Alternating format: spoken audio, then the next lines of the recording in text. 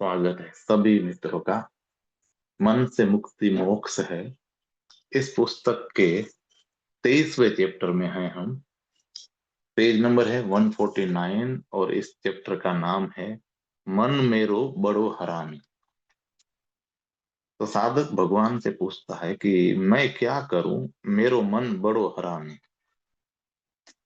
भगवान कहते हैं कि संत, तुम पुराने संतों जैसी ही बात कर रहे हो।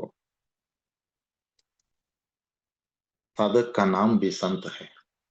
मेरो मन बड़ो हरामी।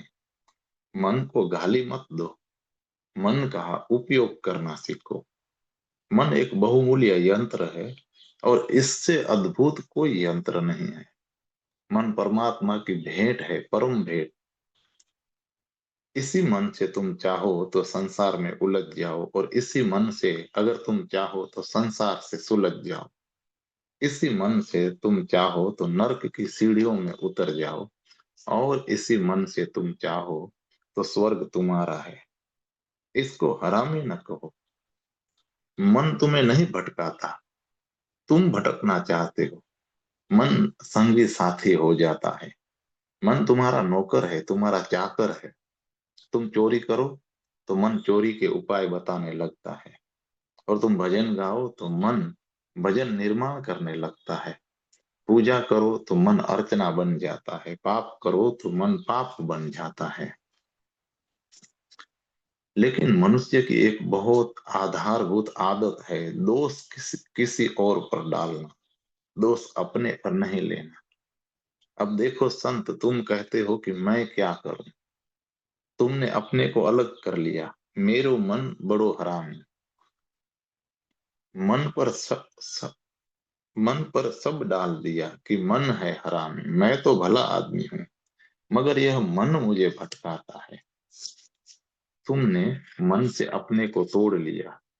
तुमने मन पर दायित्व को छोड़ दिया।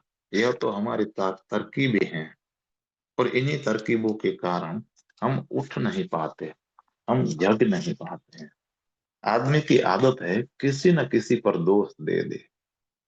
कोई कहता है कि भाग्य ही ऐसा है, क्या करें। कोई कहता है कि परमात्मा ने ऐसा बनाया, हम क्या करें। कोई कहता है मनुष्य तो प्रकृति के अधिकार में बंधा है।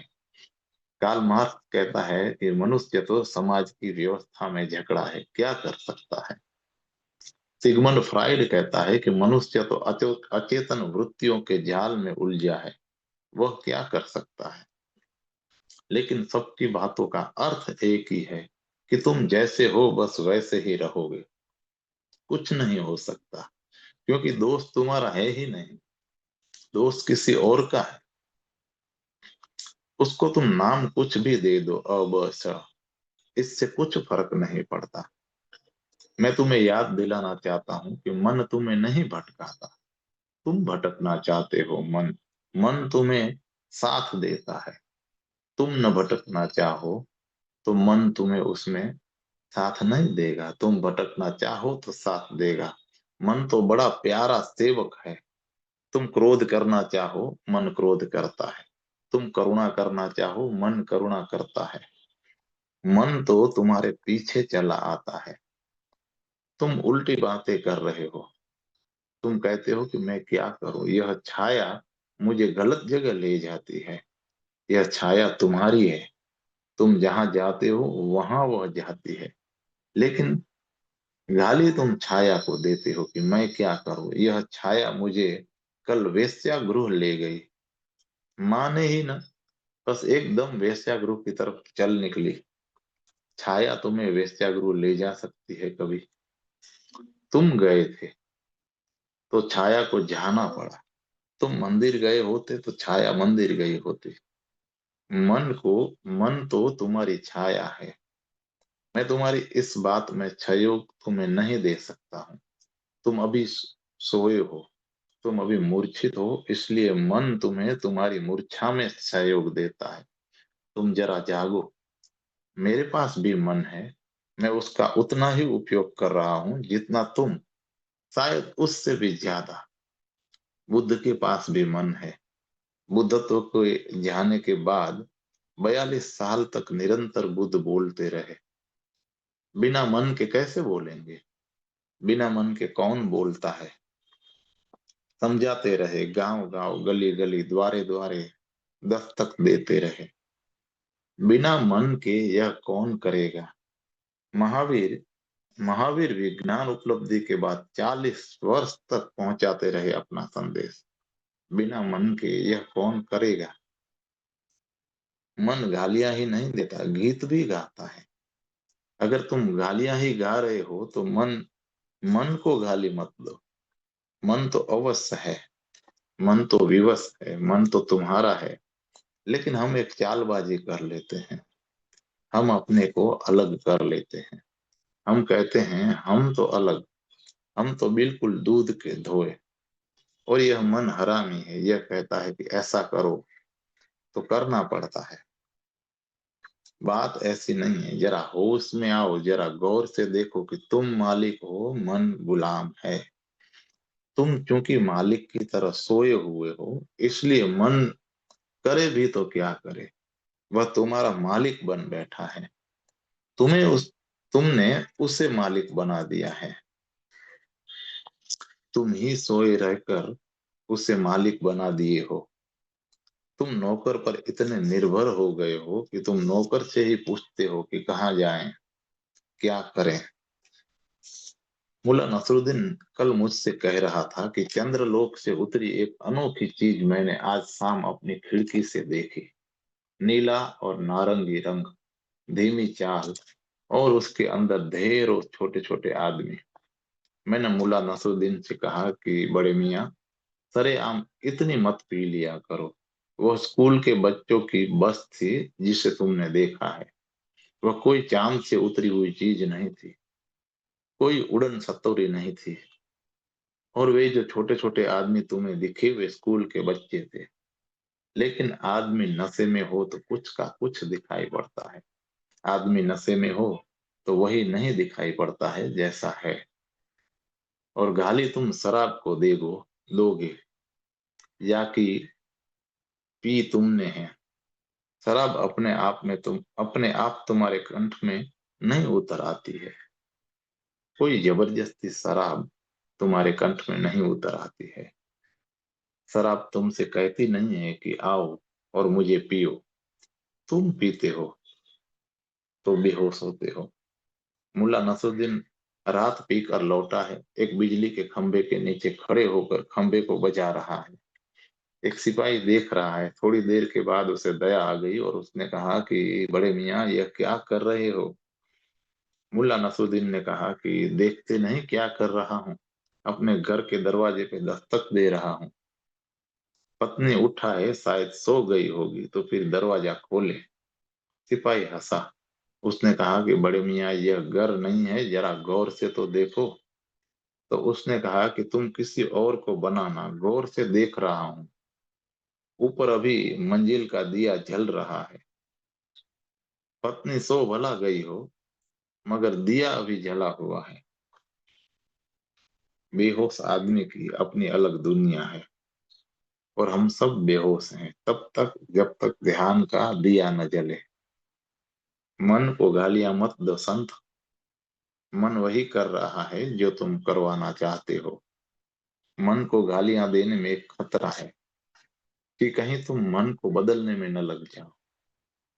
गाली देने का वही मतलब होता है, अगर तुम बहुत ज्यादा मन से परेशान हो गए तो मन को बदलने में लग जाओगे।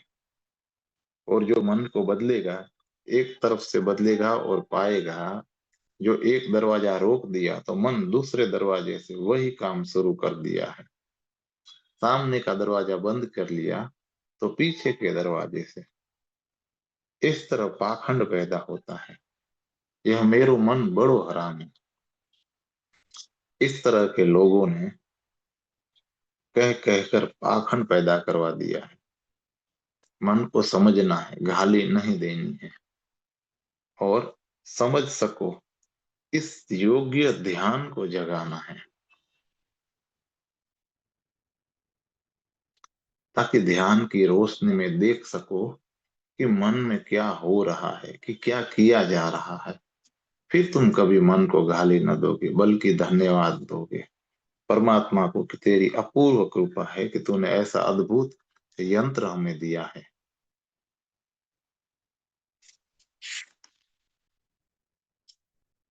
अभी वैज्ञानिकों ने बड़े बड़े कंप्यूटर निकाल लिए हैं जो मन का सारा काम कर सकते हैं, मगर एक मनुष्य का मन जितना काम कर सकता है उतना काम करने के लिए हजारों कंप्यूटर लगाने पड़ेंगे। फिर भी कंप्यूटर अभी इतने सूक्ष्म नहीं है जितना मनुष्य का मन है, और हजारों कंप्यूटर बड़ी जगह घेरेंगे, और इस छोटे से सिर के भीतर इतनी अद्भुत प्रक्रिया चल रही है। वैज्ञानिक कहते हैं कि एक आदमी के मस्तिष्क में इतनी संभावना है कि सारी दुनिया के पुस्तकालय समा सकते हैं। जितनी सूचनाएं आज तक मनुष्य जाति ने इकट्ठी की है, वे सारी सूचनाएं एक मनुष्य के मन में समा सकती है। इतना अद्भुत यंत्र तुम्हारे पास है। इस छोटे से सिर के भीतर 7 7 अरब सूक्ष्म तंतुओं वाला मस्तिष्क तुम्हारे पास है। वे तंतु इतने सूक्ष्म हैं कि अगर एक तंतु के ऊपर दूसरा तंतु, दूसरे के ऊपर तीसरा हम रखते चले जाएं, तो 1 लाख तंतुओं की मोटाई तुम्हारे बाल के बराबर होगी। और एक एक तंतु करोड़ों सूचनाएं अपने अंदर समाहित कर सकता है। मन को समझोगे तो विषय विमुग्ध हो जाओगे। कोई फूल इतना अद्भुत नहीं है, इस जगत में कोई चीज इतनी अद्भुत नहीं है जितना मनुष्य का मस्तिष्क है, जितना मनुष्य का मन है। मगर तुम्हारे पोंगापंथी गालियां दिए जाते हैं, और उनकी गालियां तुम्हें झकती भी है, तर्कयुक्त भी मालूम पड़ती है, क्योंकि तुम्हारा अनुभव भी यही कहता है, और तुम्हें इसमें सुरक्षा भी मालूम होती है। अपने अहंकार को बचा लिया, अगर कर लिया कि मैं तो कुछ गड़बड़ करता नहीं, यह मन हरामी है, यही गड़बड़ करवाता है। जरा सोचो तो तुम कि तुम क्या कह रहे हो। यह तो ऐसे ही हुआ जैसे कोई कहे कि मैं क्या करूं। यह साइकिल का हैंडल बस मुड़ जाता है और ले जाता है यहाँ से मुझे, जहां जाना हो वहां से दूसरी तरफ। तो उतर पड़ो इस साइकिल से।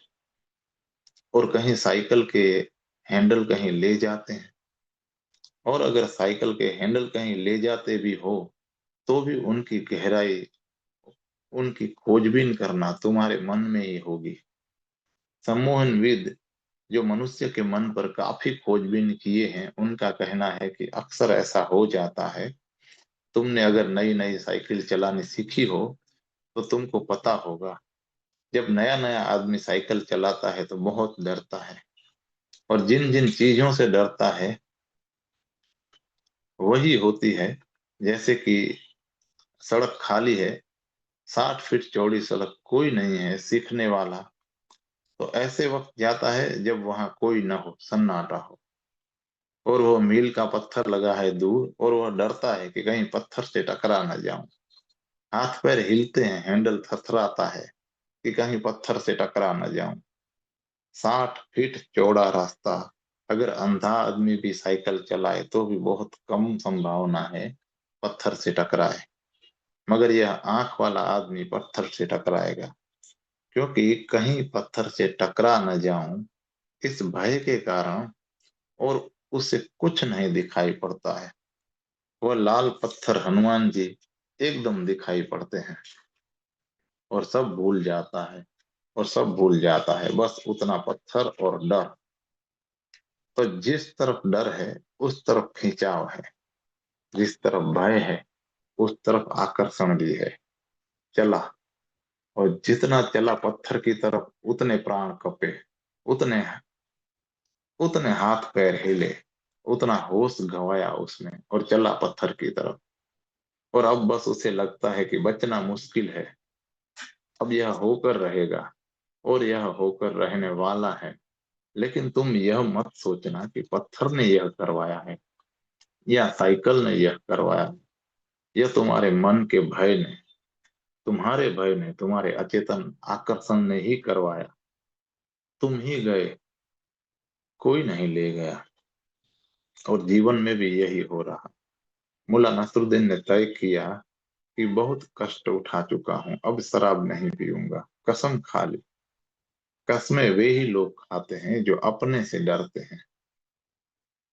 जो अपने से नहीं डरता वो कभी कसम नहीं खाता और व्रत नहीं लेता, ये ध्यान रखना। सिर्फ भयभीत लोग व्रत लेते हैं, सिर्फ कायर लोग व्रत लेते हैं। और उसने कसम खा ली, व्रत ले लिया कि अब शराब नहीं पीऊंगा, चाहे कुछ भी हो जाए। अब यह चाहे कुछ भी हो जाए जरा इसमें गौर से देखो। वह जानता है कि खतरे तो हैं, चाहे कुछ भी हो जाए। कसम ली ही इसलिए है कि कसम के सहारे अपने को बचाएगा। मगर ऐसे कोई बचता है? निकला रास्ते से, आने लगा शराब घर के करीब। हाथ पैर कपने लगे मगर कसम खा ली। अणुव्रत ले लिया कि नहीं पिएंगे चाहे कुछ भी हो जाए। जिद करके देखा ही नहीं शराब घर की तरफ। आंख को बिल्कुल दूसरी तरफ रखा, मगर आंख कितनी ही दूसरी तरफ रखो, आंख के कोने से तो शराबगर दिखाई पड़ ही रहा है। आंख कितने ही दूर रखो, कान तो खुले ही हैं।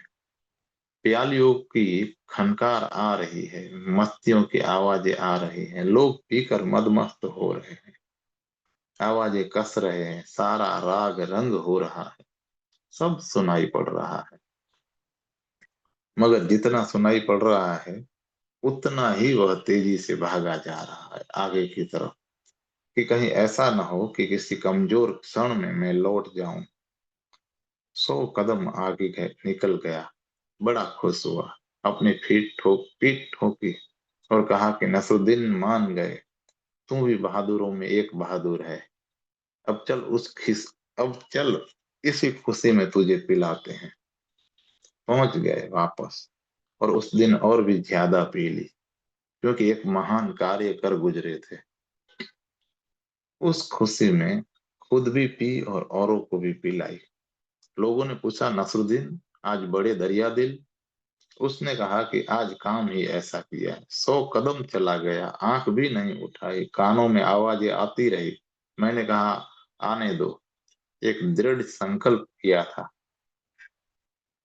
दिखा दिखा कर रहा कि आज मैं अपना मालिक हूं। मगर यह मालकियत दूसरे दरवाजे से। पीठ ठोक ली और कहा कि अब खुशी में क्या करना है, चल कर पीऊं और पिलवा दूं लोगों को, और क्या। कहा कि आज जितने लोग हैं मधुशाला में सब पिए मेरी तरफ से, जी खोल कर पिए। काम ही ऐसा किया। तुम एक तरफ से मन को दबाओगे, मन दूसरी तरफ से रास्ते खोज लेगा। क्यों? क्योंकि तुम अभी बदले नहीं हो। मन को कैसे बदलोगे? तुम तो वही हो। तुम कस्में खाओ, व्रत लो, नियम लो, कुछ काम ना आएंगे। मेरा जोर तुम्हारे आचरण बदलने पर नहीं है। मैं कहता हूं फिक्र ही मत करो। अगर शराब पीते हो तो ठीक है, पियो। जुआ खेलते हो, कोई फिक्र नहीं है, खेलो। मैं कहता हूं इसमें उलझो ही मत, नहीं तो जीवन खराब हो जाएगा। लेकिन ध्यान में डूबो। जुए से ध्यान में कोई बाधा नहीं पड़ती है।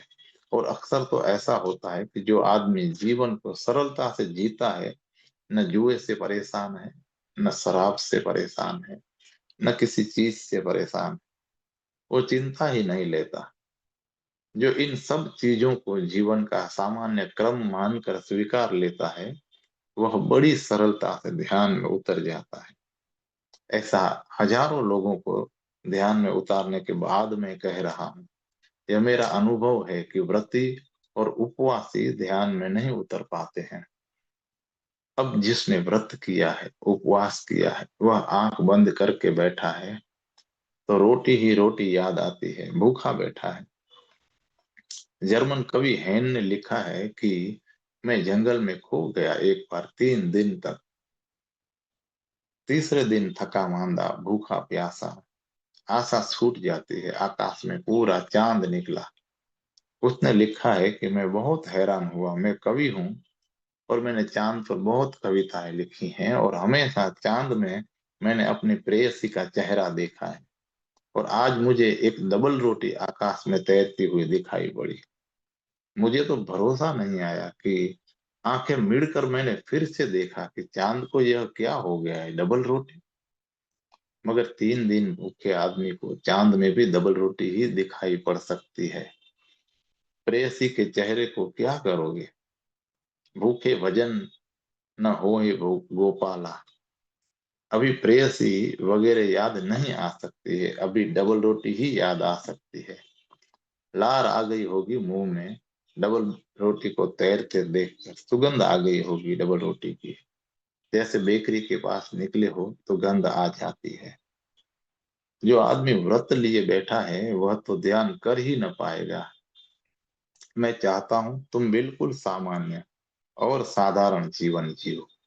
जरा भी अड़चन न डालो जीवन में।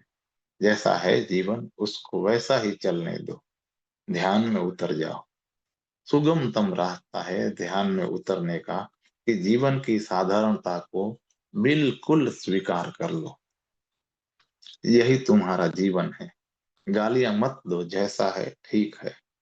जैसा है वैसा ही हो सकता है। अभी अभी तुम्हारी उतनी ही क्षमता है, उतनी ही पात्रता है, उतनी ही तुम्हारी आत्मा है। मगर ध्यान में उतरो, और जैसे जैसे ध्यान में उतरोगे तुम चमत्कृत होने लगोगे। ध्यान में उतरते ही क्रांतियां शुरू हो जाती है। ध्यान में उतरते ही मुश्किल हो जाएगा धूम्रपान करना, मुश्किल हो जाएगा। क्योंकि धूम्रपान आदमी करता है अपने मानसिक तनावों को भुलाने के लिए। इसलिए जब भी तुम मानसिक तनाव से भरते हो, ज्यादा सिगरेट पीते हो, सिगरेट पीने में उलझ जाते हो, मन का तनाव थोड़ा सा सुलझता हुआ मालूम पड़ता है। सिगरेट से जाता हुआ निकोटीन तुम्हारे मन के तनाव को थोड़ा सा हल्कापन दे देता है। तुम शराब पीते हो क्योंकि तुम्हारी जिंदगी याद रखने योग्य नहीं है, भुलाने योग्य है। तुम शराब पीते हैं क्योंकि तुम विस्मरण करना चाहते हो, विस्मरण का तुम आनंद लेना चाहते हो।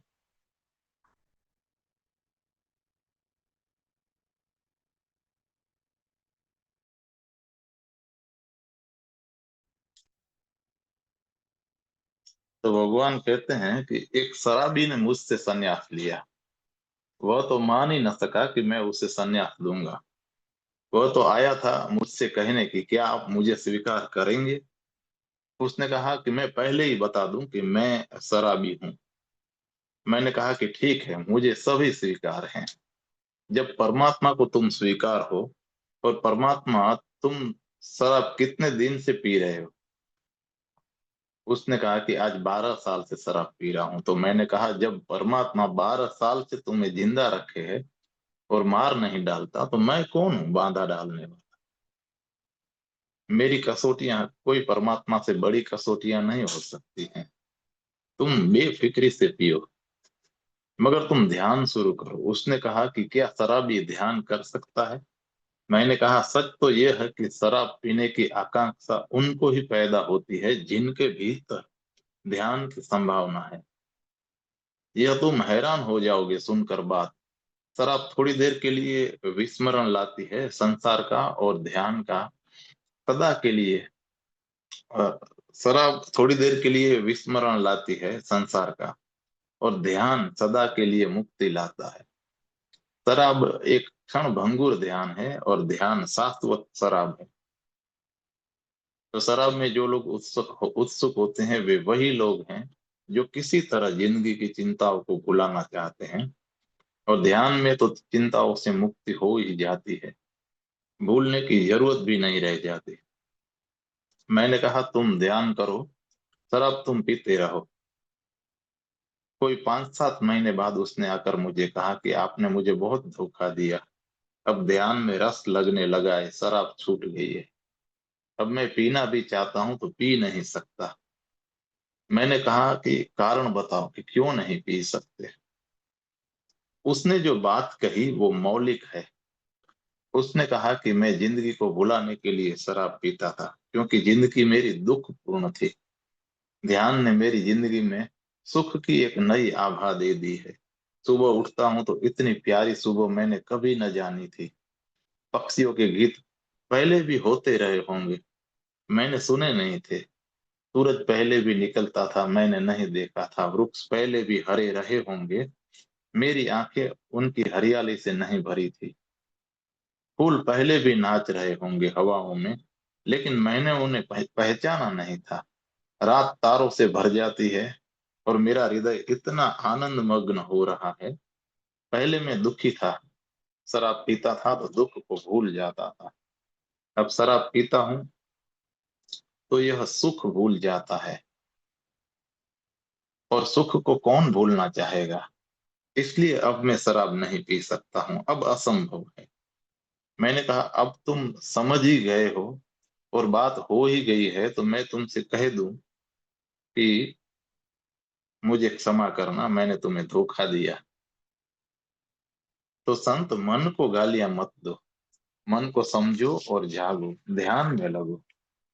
और जैसे हो वैसे ही ध्यान को तुम उपलब्ध हो सकते हो, क्योंकि ध्यान खुद ही बेशर्त है। ध्यान कोई शर्त नहीं लगाता है। ऐसी कोई शर्त नहीं लगाता है ध्यान की, पहले सिगरेट छोड़ो, पहले शराब छोड़ो, पहले पत्नी छोड़ो, बच्चे छोड़ो, धन छोड़ो। नहीं नहीं, बिल्कुल उल्टी बात है। पहले ध्यान करो, फिर जो जो व्यर्थ है अपने आप छूट जाएगा, और जो जो सार्थक है वह और भी गहराई से जुड़ जाएगा। ध्यान व्यर्थ को जलाकर राख कर देता है और सार्थक को निखार देता है। ध्यान अग्नि है, उससे गुजरकर स्वर्ण शुद्ध हो जाता है, कुंदन बन जाता है। आज इतना ही दोस्तों। यह चैप्टर भगवान की पुस्तक प्रेम पंथ ऐसो कठिन, उसके अध्याय नंबर 12 से संकलित किया हुआ है। हम आगे बढ़ते हैं दूसरे चैप्टर की ओर।